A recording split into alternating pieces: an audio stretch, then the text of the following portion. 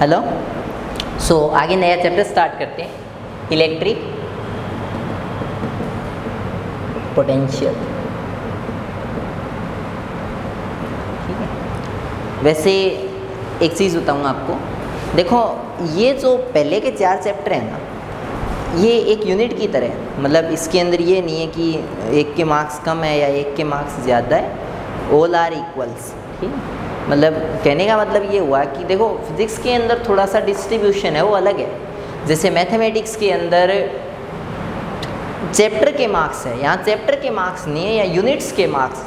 ठीक है, अभी जैसे 11th का सिलेबस चेंज हो गया तो वहाँ पर तो अगेन NCERT आ गई है। पहले जब NCERT थी तो इन 4 चैप्टर के 2 ही चैप्टर थे और एक चैप्टर है वो 5 नंबर का था, यानी 2 चैप्टर कुल मिला के 10 नंबर के थे। ठीक है, अब भी शायद यही है, 8 नंबर या 10 नंबर यही डिस्ट्रीब्यूशन है। डिस्ट्रीब्यूशन पे कोई ज़्यादा फर्क नहीं पड़ा, बट चैप्टर्स को अलग अलग डिवाइड कर दिया। मतलब वो जो 2 चैप्टर थे बड़े बड़े, उनके 4 चैप्टर बना दिए। तो कोई वो दिक्कत वाली बात नहीं है, मैं तो ऐसे ही बता रहा हूँ आपको कि ये आपका 3rd चैप्टर है, ये और चौथा उसके बाद भी आएगा, वो चारों एक ही यूनिट के पार्ट है। फिर 5वां 6ठा चैप्टर एक यूनिट के पार्ट है, 7वां पूरा चैप्टर जो है वो एक अलग ही यूनिट है, 8th 9th चैप्टर अलग है और 10th अलग है। यानी 1 से 4, उसके बाद 5 6, उसके बाद 7, उसके बाद 8 9 और उसके बाद 10। आपकी 5 यूनिट है। ठीक है, और 5 यूनिट आपकी 56 नंबर की है, तो 12.8 ऐसा कुछ आपका एक यूनिट का एवरेज वेटेज आता है। ठीक है, नहीं सॉरी 11.2 है ना, 11.2 है वो आपका एक यूनिट का एवरेज वेटेज आता है। अब आप एक चीज़ देखो, नेक्स्ट ये जो मैं आपको चैप्टर करवा रहा हूँ, इसमें सबसे पहले आप ये सुनो कि इलेक्ट्रिक पोटेंशियल बोलते किसको है। ठीक है, इलेक्ट्रिक पोटेंशियल कई नाम है इसके, इसी को इलेक्ट्रिक पोटेंशियल बोलते हैं, इसी को इलेक्ट्रिक वोल्टेज बोलते हैं, इसी को पोटेंशियल एनर्जी बोलते हैं, सब कुछ इसी के नाम है। इसी को इलेक्ट्रिक पोटेंशियल डिफरेंस बोलते हैं। चारों में कोई मेजर फ़र्क नहीं है, सब एक ही बला के नाम है। थोड़ा थोड़ा फ़र्क है, वो मैं आपको बता दूँगा कि किस में क्या फ़र्क है, किस में क्या कुछ एक्स्ट्रा है, किस में क्या कुछ इंट्रा है। हाँ, अब सुनो आप, सबसे पहले बात करते हैं electric potential energy, electric potential energy की। ठीक है, अगर मैं इलेक्ट्रिक पोटेंशियल एनर्जी की अगर बात करूं तो आप एक काम करो, आप मान लो कि यहाँ पर ये कोई चार्ज है और ये चार्ज मान लिया मैंने प्लस का Q चार्ज, Q0 चार्ज। ठीक है, अच्छा अगर ये चार्ज प्लस का Q0 है तो इसके कारण जो चारों तरफ इलेक्ट्रिक फील्ड होगा। ठीक है, मैं एक लाइन मान लेता हूँ ये वाली, इस लाइन के अलोंग इसका इलेक्ट्रिक फील्ड किधर होगा, इधर होगा E। ठीक, अब यहाँ पर एक चार्ज है दूसरा Q0, इसको कुछ और Q मान लो इसको, यहाँ एक चार्ज है Q0। ये जो चार्ज है ये इससे r डिस्टेंस पे सिचुएटेड है। क्लियर, तो इस पे जो फोर्स लगेगा वो कितना लगेगा, जो फोर्स लगेगा वो लगेगा जितना चार्ज का मैग्नीट्यूड है Q0 इनटू में जितना चार्ज का फील्ड है। यानी आपका जो F लगा वो कितना लगा, Q0। इस पे जो F लगेगा वो किधर लगेगा, ये इसको दूर धकेलेगी तो इधर लगेगा F। ठीक है, अब आप क्या कर रहे हो, आप इस पे एक्सटर्नल फोर्स लगा रहे हो। We apply an external force on it and push it towards the major charge. ये वाला जो चार्ज है हम इसकी तरफ इसको पुश कर रहे हैं। ठीक है, मेजर चार्ज, आपने इसको मेजर चार्ज की तरफ क्या किया, आपने इसको मेजर चार्ज की तरफ पुश किया।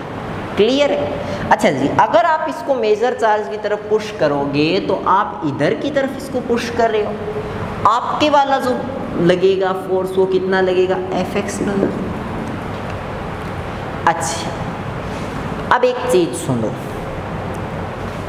पहले क्या कंडीशन थी, हाँ, अगर आपके वाला फोर्स है वो एफ एक्सटर्नल से कम है, ठीक है, सॉरी, जो आप फोर्स लगा रहे हो एक्सटर्नल वो कम है इस वाले फोर्स से, तो चार्ज है वो अपनी एनर्जी लॉस करेगा, चार्ज इधर जाएगा, ठीक है। अगर एफ एक्सटर्नल है वो इक्वल है एफ के, तो चार्ज कहीं नहीं जाएगा, charge will stand at its position, charge अपनी पोजीशन पे ही स्टैंड करेगा, अपनी पोजीशन पे ही बना रहेगा।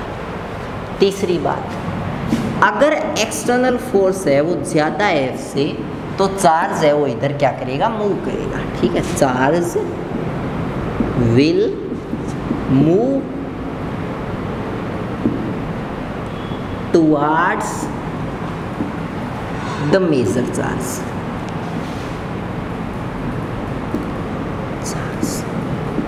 ठीक। देखो, अगर मैं आपको इसको सिंपली लैंग्वेज में बताना चाहूँ तो देखो, पोटेंशियल का जो मीनिंग है वो कभी भी ये नहीं है कि आपके अंदर जोर कितना है, ठीक। देखो, पोटेंशियल का सीधा सा मतलब है, एक टाइप से अगर आप देसी भाषा में बोलो औकात, ठीक है, मतलब अगर मैं बोलूँ सामर्थ्य कोई आदमी की, देखो अब कोई आदमी की सामर्थ्य है वो आप इस चीज़ से कभी नहीं नाप सकते कि वो कितना पीछे है कितना आगे है। हाँ, आप इस चीज़ से नाप सकते हो कि इतने बार से लगने वाले फोर्सेज है, इतने बार से लगने वाली चीज़ें हैं, क्या वो अपनी जगह पे एकदम स्टैंड है, अड़ा हुआ है। अगर वो अपनी जगह पे एकदम अड़ा हुआ है, अपनी पोजीशन पे एकदम कायम है, तो आप बोलोगे कि उसके पास खूब पोटेंशियल है। चाहे बाहर से कितना भी बड़ा फोर्स आ जाए, कितना भी बड़ा फोर्स उस पर लग जाए, अगर वो अपनी पोजीशन पे एक जगह स्टैंड कर सकता है तो आप उसको बोलोगे इट हैज़ ग्रेट पोटेंशियल। हाँ, अगर इस चार्ज को अपनी इसी पोजीशन पे बना रहना है तो हमें उतना फोर्स लगाना पड़ेगा जितना फोर्स इस पे कौन लगा रहा है, मेजर चार्ज लगा रहा है, ठीक है। तो कहने का मतलब ये हुआ कि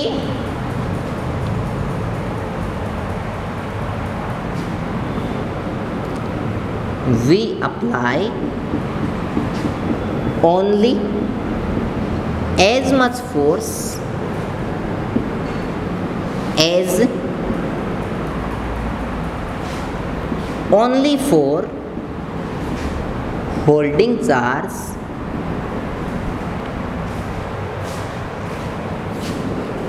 at its position,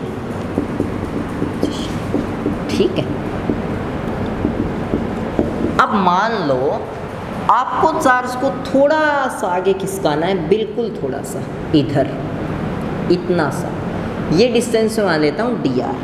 असल में ये इतना सा भी नहीं खिसकाना है, आपको इतना सा खिसकाना है, और आपको इतना सा भी नहीं खिसकाना है, आपको सिर्फ इतना सा खिसकाना है। कहने का मतलब हुआ आपको बिल्कुल चार्ज को स्लाइटली हिलाना है, आपको जोर आएगा, बिल्कुल आएगा। क्यों? क्योंकि ये चार्ज काफ़ी बड़ा है और ये चार्ज इसको धकेल रहा है। आप थोड़ा सा भी मूव कराओगे तो आपको कुछ ना कुछ वर्क करना पड़ेगा, और वो छोटा सा वर्क dw है वो आपको कितना करना पड़ेगा, F डॉट dr, ठीक है। और यहाँ आप वर्क कर रहे हो तो आप भी फोर्स लगाओगे F एक्सटर्नल डॉट dr, ठीक है। बात करते हैं dw की, तो आपका dw कितना हुआ, F एक्सटर्नल कितना है, देखिए F एक्सटर्नल है वो इधर लग रहा है और वो F नोट के इक्वल ही है, तो F एक्सटर्नल भी F dr ही है, बट डिफरेंस किसका है, डिफरेंस है F एक्सटर्नल है वो उल्टा है किसके, इस F के, तो बस एक माइनस आ जाएगा। क्यों आ जाएगा, क्योंकि F की डायरेक्शन इधर है और F एक्सटर्नल की डायरेक्शन इधर है, ठीक है। नेक्स्ट अगर बात करें, हाँ, माइनस F एक्सटर्नल, ठीक है, F डॉट dr है वो इक्वल होगा माइनस F एक्सटर्नल, और डॉट dr है वो dr। अब देखो F एक्सटर्नल इधर लग रहा है, आपको चार्ज को भी इधर ही खिसकाना है, तो दोनों की एक ही डायरेक्शन है, और जब दोनों की एक ही डायरेक्शन होती है तो कोस कितना, c, तो dw कितना आया, dw आया माइनस F एक्सटर्नल।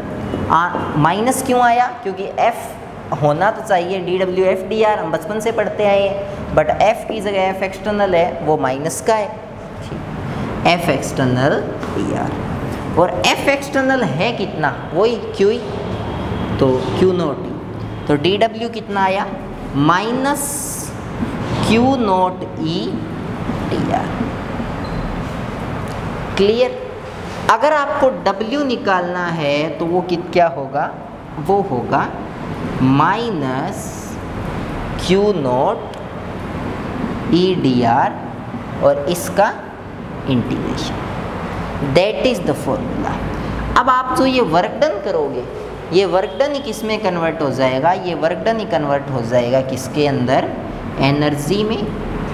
तो minus Q0 e dot dr, इसको मैं ऐसे भी लिख सकता हूँ, U is equal to minus Q0 बाहर आ गया, अंदर E डॉट dr।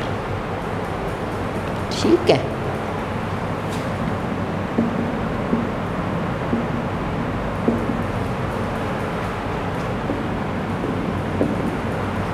हाँ, अब सुनो, ये जो फॉर्मूला है, ये फॉर्मूला है इलेक्ट्रिक पोटेंशियल एनर्जी का है, ठीक है। ये वाला जो फॉर्मूला है ये है इलेक्ट्रिक पोटेंशियल एनर्जी का। अगर आपको इलेक्ट्रिक पोटेंशियल निकालना है तो इस पूरे फॉर्मूला को Q0 से भाग कर दो। तो हमेशा ध्यान रखना, इलेक्ट्रिक पोटेंशियल है वो क्या होता है, इलेक्ट्रिक पोटेंशियल एनर्जी बटे में वो वाला चार्ज जिस पे वर्क करता है, ठीक है। तो minus Q0 by Q0 integration E dot dr, that is the concept. हाँ, और आगे बात करते हैं इस पे। इससे ये कैंसिल हो गया, V किसके इक्वल आया, minus E dot dr। But बात अभी भी अधूरी है। मैं आपको एक चीज़ बताता हूँ, एक चीज़ बताओ, इस चार्ज को आप यहाँ लाए कैसे। हम फिज़िक्स के अंदर ये मानते हैं कि इन्फिनिटी पे बहुत सारी एनर्जी पड़ी है, इन्फिनिटी पे बहुत सारा चार्ज पड़ा है, बहुत सारा मैटर पड़ा है, तो हम इस चार्ज को इन्फिनिटी से उठा के लाए कहीं से, और उठा के पहले तो यहाँ रखा और फिर थोड़ा सा आगे लेके गए। तो रियलिटी में पोटेंशियल है वो हमेशा इन्फिनिटी से नापा जाता है कि हम कोई चीज़ इन्फिनिटी से उठा के लाए, और कहाँ तक उठा के लाए, r डिस्टेंस तक। तो V का फॉर्मूला ये है original, V is equal to infinity से r minus E dot dr, ठीक है। अब आप पूछ लो इलेक्ट्रिक पोटेंशियल डिफरेंस क्या होता है, एक टर्म और भी है, इलेक्ट्रिक पोटेंशियल डिफरेंस। तो इलेक्ट्रिक पोटेंशियल, देखिए पोटेंशियल तो होता है हमेशा इन्फिनिटी से कोई चीज़ को यहाँ तक लाना। आप इन्फिनिटी से धकेलते धकेलते चार्ज को लेके आओ यहाँ तक। क्यों भी इन्फिनिटी, क्यों, क्योंकि देखो ये वह चार्ज है ना, इसका यहाँ पर इलेक्ट्रिक फील्ड ज़्यादा है, यहाँ थोड़ा कम है। इन्फिनिटी तक इसका थोड़ा थोड़ा थोड़ा थोड़ा इलेक्ट्रिक फील्ड है, इन्फिनिटी पे जाके इसका कोई इलेक्ट्रिक फील्ड नहीं है। हम इन्फिनिटी से खींच के लेके आए चार्ज को और r तक लेके आए, तो हमने जो हिम्मत दी लगाई, हमने जो वर्क लगाया, वही किसके इक्वल होगा, इलेक्ट्रिक पोटेंशियल के, ठीक है। वो तो इक्वल होगा इलेक्ट्रिक पोटेंशियल एनर्जी के, बट इलेक्ट्रिक पोटेंशियल एनर्जी में Q0 को अगर डिवाइड कर दो या Q0 को 1 कर दो तो बनेगा इलेक्ट्रिक पोटेंशियल।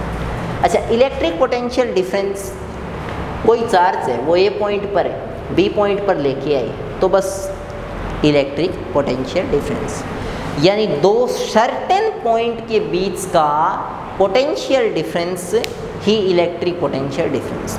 अगर चार्ज को A पॉइंट से B पॉइंट तक लेके आ रहे हो तो इलेक्ट्रिक पोटेंशियल डिफरेंस, अगर चार्ज को इन्फिनिटी से लेके आ रहे हो और कहाँ तक लेके आ रहे हो, कोई सर्टेन पॉइंट तक, तो पोटेंशियल। दोबारा बोलता हूँ, अगर चार्ज को इन्फिनिटी से लेके आ रहे हो तो इलेक्ट्रिक पोटेंशियल, और अगर चार्ज को A से B लेके आ रहे हो तो पोटेंशियल डिफरेंस। तो बस इतना ध्यान रखो कि V माइनस A से B और E डॉट,